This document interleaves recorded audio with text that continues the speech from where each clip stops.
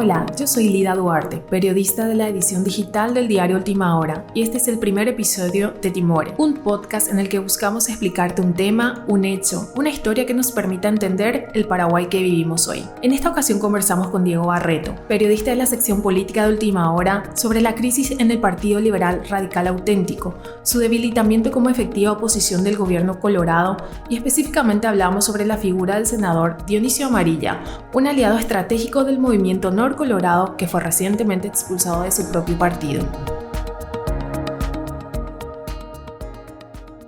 Hola Diego, aprovechando que estuviste cubriendo lo que fue la convención del Partido Liberal, queríamos hablar un poco contigo sobre lo que fue la convención liberal, por qué se dio y qué representa la figura de Dionisio Amarilla en esta crisis del Partido Liberal Radical Auténtico, que viene a ser parte de la oposición, o por lo menos mantiene el discurso de ser oposición de un gobierno colorado. Sí, Lida, ¿qué tal? La convención lo que hizo es llamar a Magna Asamblea y sus convencionales tuvieron en agenda la expulsión de 4 legisladores que son tildados de liberocartistas.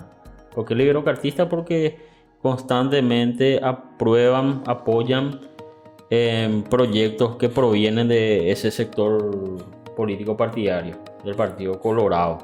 Uno de esos fue el detonante, el desencadenante de este pedido fue, si bien había otros, fue la expulsión, el apoyo a la expulsión de la senadora encuentrista Katia González, ¿verdad? Fue el detonante, pero antes ya empezaba sobre ellos el hecho de haber votado por la creación del Ministerio de Economía, de la Superintendencia de Pensiones y una serie de medidas que fueron colmando los ánimos dentro del Partido Liberal. El Partido Liberal tiene varias instancias de deliberación, una de esas es el directorio, quien finalmente llamó a convención, y en varias veces el directorio se reunió para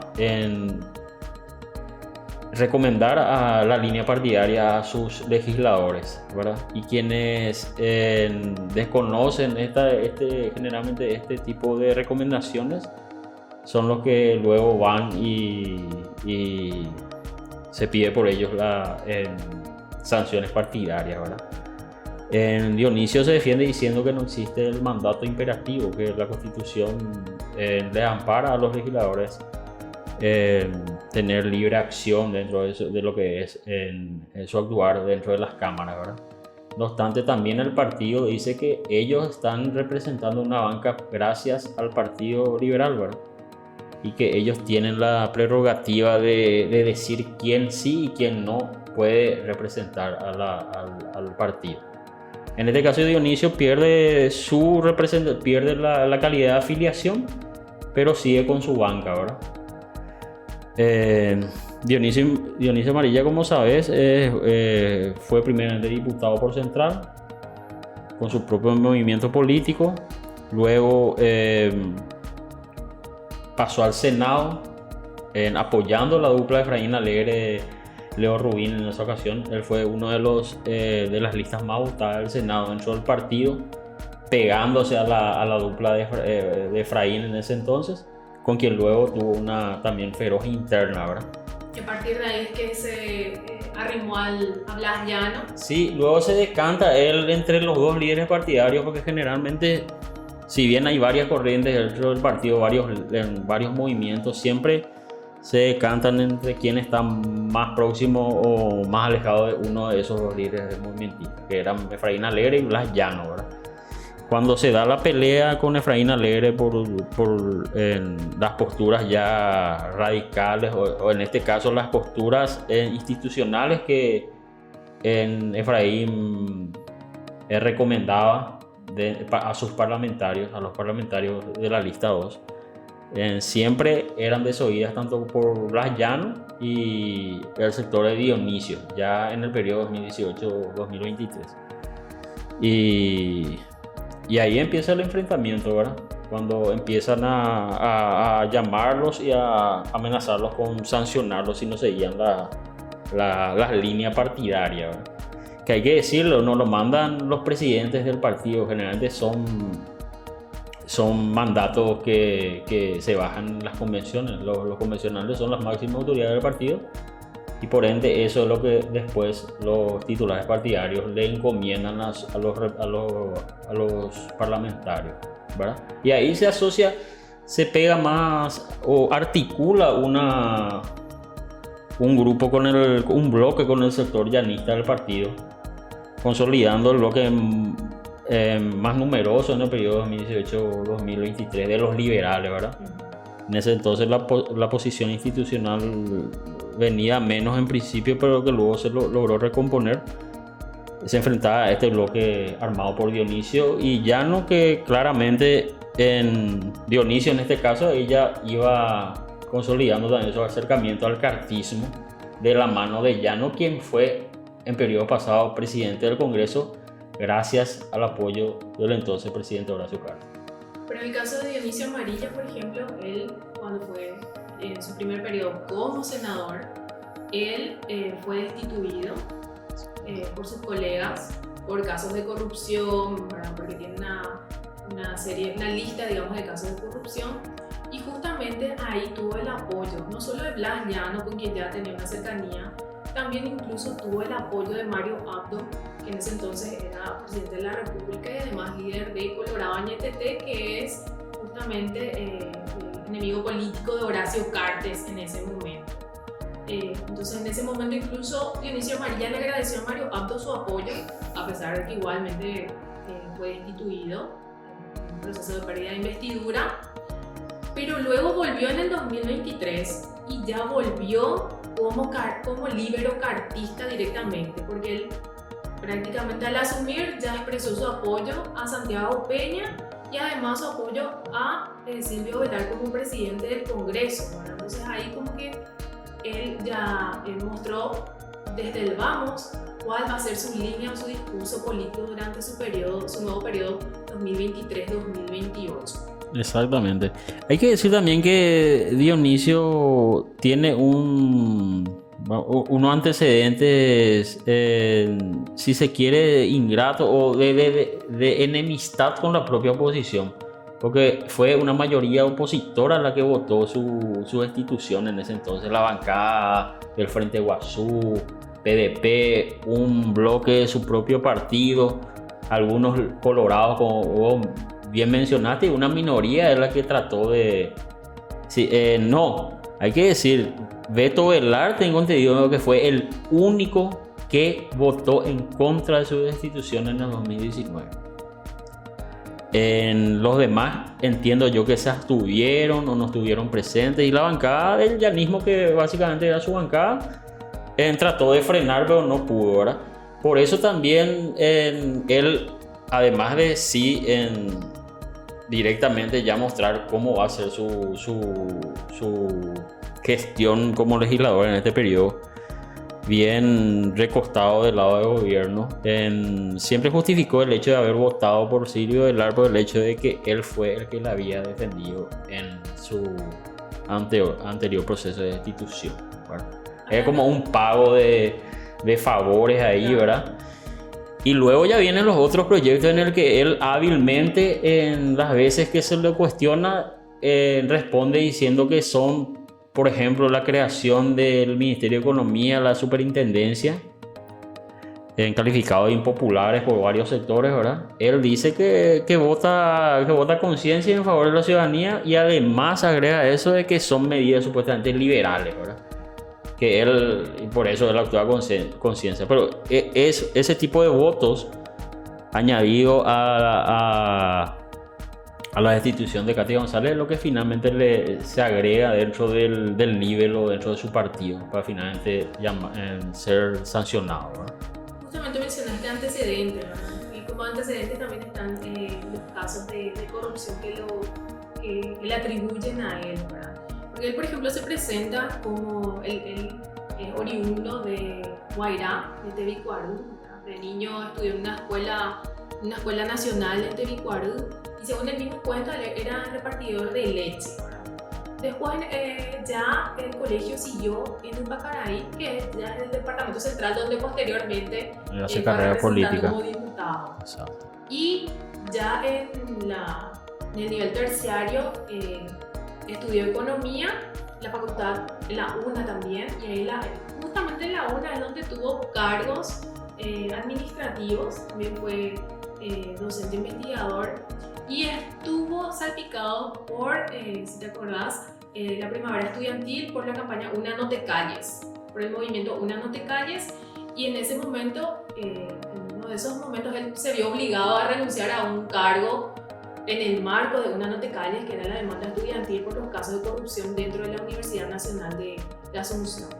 Pero también hay otros casos que habías mencionado hace rato, Diego, ahora sí podría recordar el caso de las constructoras y otros casos que se le atribuyen, incluso en licitaciones a favor del IPS, recuerdo también que es uno de los casos. Él está registrado en varias publicaciones, él tenía injerencia en algunas empresas que ganaron licitaciones en el primer periodo de él como senador, en algunas gobernaciones, también municipios, contrario a lo que establece la ley, ¿verdad? Que los senadores se deben exclusivamente a sus cargos y no deben ejercer actividades, ¿verdad? Pecuniarias como esas, y además más aún desde su papel, que puede tranquilamente influenciar en direccionar o no licitaciones, ¿verdad? Entonces eso es lo que se le atribuye. La empresa no me viene en mente, ¿verdad? Pero están los registros en las publicaciones, empresas constructoras, y también entiendo en este periodo también que se le indica la propiedad. La constructora BGF. Efectivamente, sí. Y luego de esa, una nueva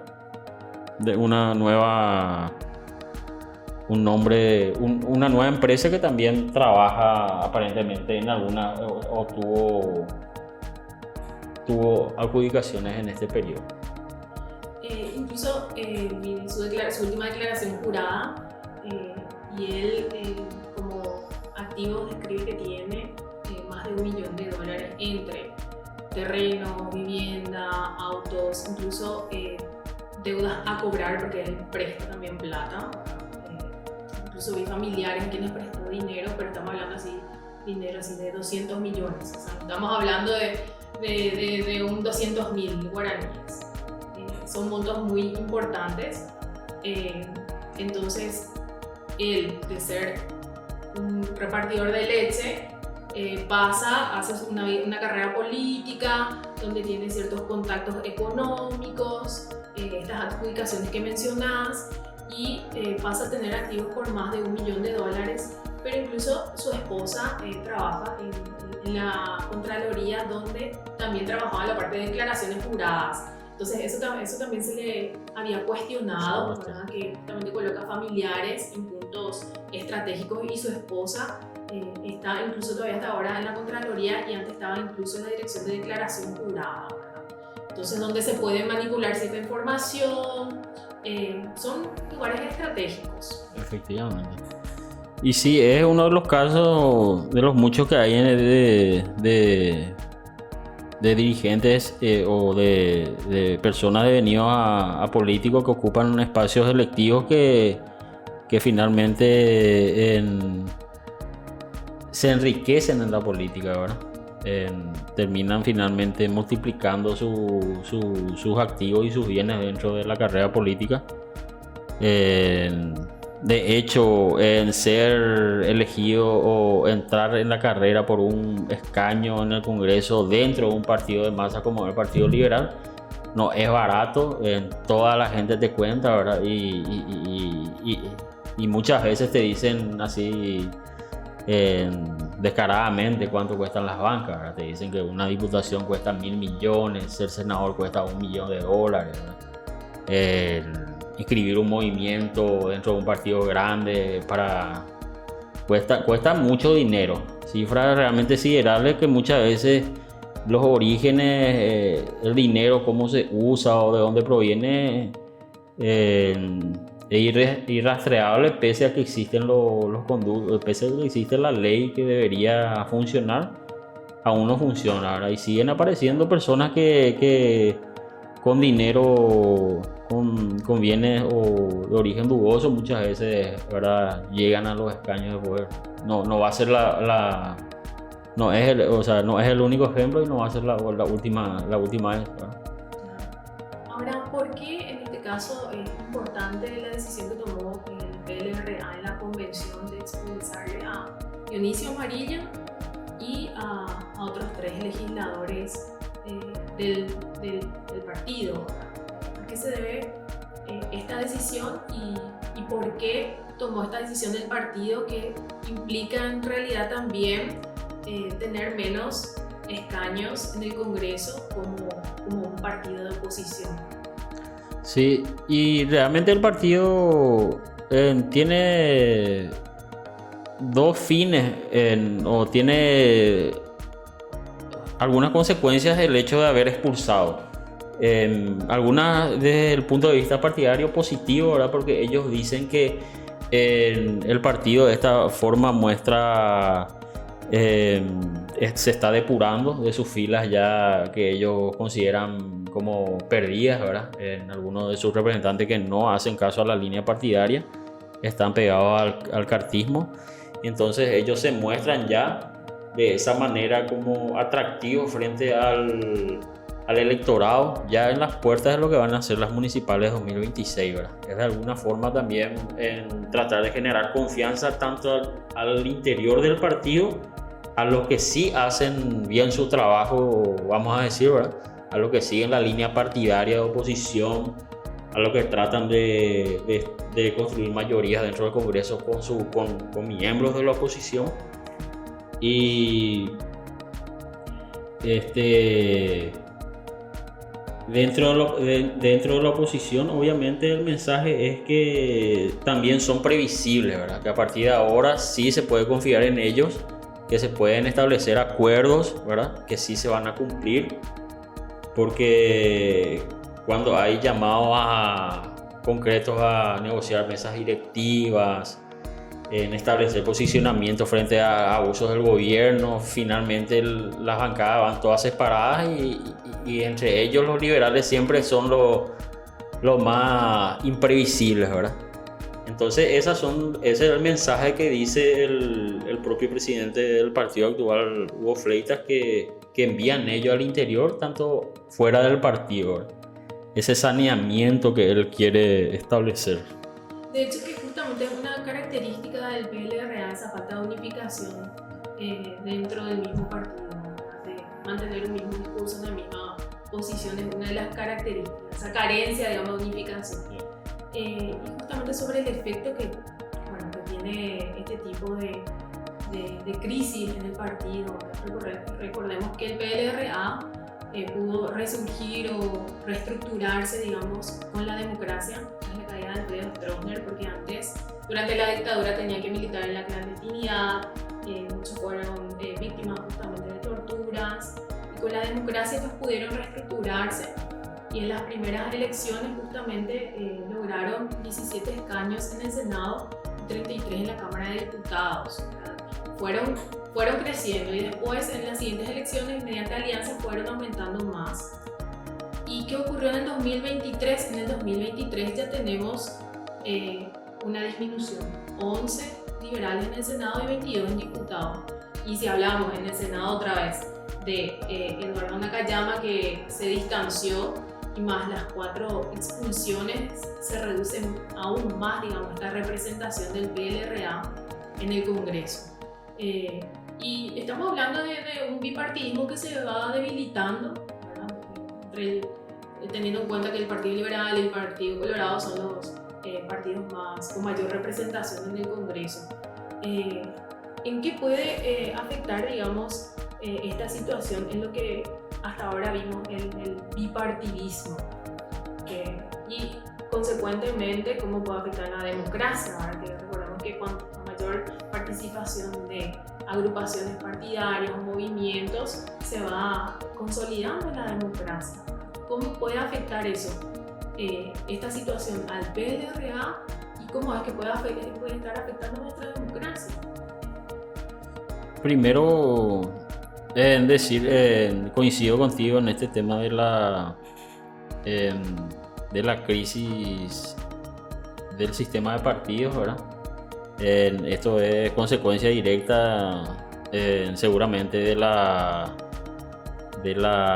poca garantía que dan hoy los partidos de ofrecerte una buena representación, ¿verdad? Los partidos están cooptados por los grandes capitales, ya no existe esa dirigencia de base. Básicamente los líderes hoy son aquellos que, teniendo la billetera, van y compran movimientos, compran voluntades, ¿verdad? Y llegan, ¿verdad? Y el Partido Liberal sufre más que el Partido Colorado este deterioro del sistema de partidos, por el hecho de que se ve reflejado en las cámaras, ¿verdad? La disminución de banca, ¿verdad? Y el Partido Colorado, con su clásica estrategia de, antes de llegar a las elecciones del lista 1 punta a punta, ¿verdad? Siempre sabe capitalizar esos votos que se van todos hacia un sector, ¿verdad? Y la oposición, en cambio, no aprendió ese lenguaje, ese pedido que hace la ciudadanía de unificar fuerzas para que no haya dispersión de votos. Luego eso se ve reflejado en las cámaras, donde se ven que hay una minoría bien marcada o una mayoría de parte del Partido Colorado, ¿verdad? Y afecta ¿cómo se dice? Este desbalance dentro de la representación de las cámaras, porque no todas las políticas, obviamente, del partido de gobierno van a ser beneficiosas para la ciudadanía, ¿verdad? Más aún cuando no aceptan básicamente el disenso, no aceptan las opiniones de los demás, ¿verdad? De las bancadas minoritarias que se ven, que son finalmente la representación de varios colectivos de ciudadanos, ¿verdad? Y las votaciones se llevan a rajatabla, y no siempre lo que se vota, en particular la ley más importante de todo el periodo parlamentario, que es la ley de presupuesto, casi nunca se refleja en las necesidades reales que tiene el pueblo, ¿verdad? Claro, por ejemplo, en el tema del empleo, en el tema de salud.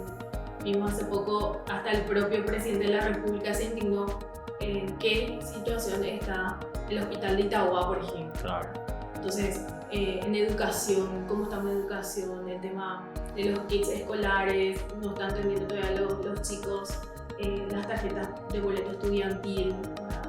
Es decir, justamente estas autoridades están encargadas de diseñar y también controlar que se estén ejecutando las políticas públicas que afectan directamente al ciudadano, a la ciudadana que se sacrifica todos los días para ir al trabajo, que le lleva 2 horas ir al trabajo y volver a su casa porque el sistema de transporte no funciona, que para caminar hasta su casa se arriesga por la inseguridad, y todo el tiempo está preocupado o preocupada porque sus hijos también están, digamos, en una suerte de incertidumbre en cuanto a todas las políticas, en cuanto a salud, seguridad, educación, ¿verdad? Entonces, aunque la ciudadanía de repente se sienta muy alejada de lo que es la política o lo que son los parlamentarios, lo que ellos hagan o decidan repercute directamente en la vida diaria de cada uno de nosotros y nosotras. Repercute en todos los ámbitos, Lida.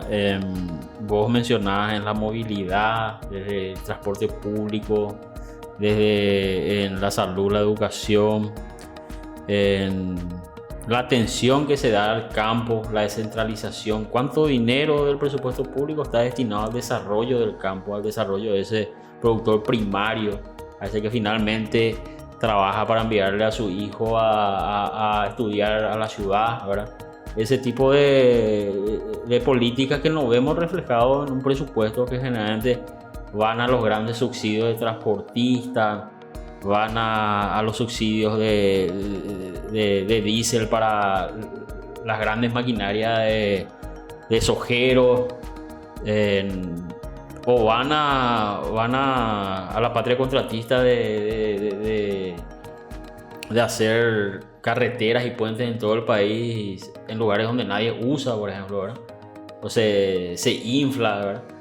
Esas cosas, y una buena representación, una oposición fuerte, una oposición que camine o vaya en una sola dirección, todos unidos, es más que importante, porque va a ser el contrapeso del poder, ¿verdad? Y va justamente a golpear la mesa donde se están haciendo mal las cosas, pero en los más mínimos hoy, además de los resultados electorales en el que una parte del pueblo habló y dio la confianza a un sector para que gobierne el país. En este sector en pocos meses dio muestra de que no solamente va a gobernar, sino que va a gobernar de forma autoritaria, ¿verdad? No aceptando el disenso. Es el escenario que ya se vive, ¿verdad? Y la última señal es la destitución de la senadora Katia González, ¿verdad? A quien guste o no su gestión, ya otro tema, ¿verdad? Pero una mayoría aplastante, sumado a satélites y algunos legisladores del Partido Liberal, votó por su destitución. Votó por la destitución de una senadora, además, que representaba 100.000 votos. Fue una de las senadoras más votadas de las últimas elecciones, ¿verdad? Y prácticamente también es un mensaje muy, muy peligroso hacia lo que significa la voluntad popular, ¿verdad? Es lo mismo que ocurre salvando las diferencias con las destituciones que se dio en 2012 con el ex presidente Fernando Lugo, ¿verdad? Hay una cierta similitud, porque tampoco a Katia le dieron, bueno, a Lugo le dieron la posibilidad de defenderse en menos de un día, sin que su caso pase a comisiones y se saque de ahí el dictamen y todas esas cosas, ¿verdad? Y a Katia ni siquiera eso. Katia tuvo que hacer un discurso político para defenderse dentro de su propio juicio sumario, ¿verdad? No le dieron la posibilidad de defenderse con abogados, no le corrieron la denuncia para que ella pueda saber de qué se le acusaba. Básicamente fue una sesión a lo Torquemada, ¿verdad? Tipo en la época de la Inquisición, ¿verdad? En la que directamente ya ejecutaban nomás ya su veredicto. Y en la misma línea, Dionisio Amarilla tampoco reconoce, digamos, su expulsión del partido y va a pelear también para mantenerse en su partido, a recurrir a otras instancias. Sí, el escenario creo que es beneficia a Dionisio, porque él tiene una cercanía al gobierno, y como es sabido, el gobierno maneja todos los resortes del Poder Judicial también, y las veces que los liberales librocartistas acudieron a la justicia ordinaria, ella obró en favor de ellos. Claro, vamos a ver entonces qué se viene ahora, Diego. Muchísimas gracias por tus comentarios, por tu análisis, y bueno, vamos a ver qué se viene también. Gracias, Lida, por la invitación. Este episodio fue producido y conducido por Lida Duarte, con el periodista de la sección política, Diego Barreto, como invitado. Nos pueden encontrar en todas las redes sociales de Última Hora, en nuestro sitio web www.ultimahora.com, así como en Spotify o en su plataforma de podcast de preferencia.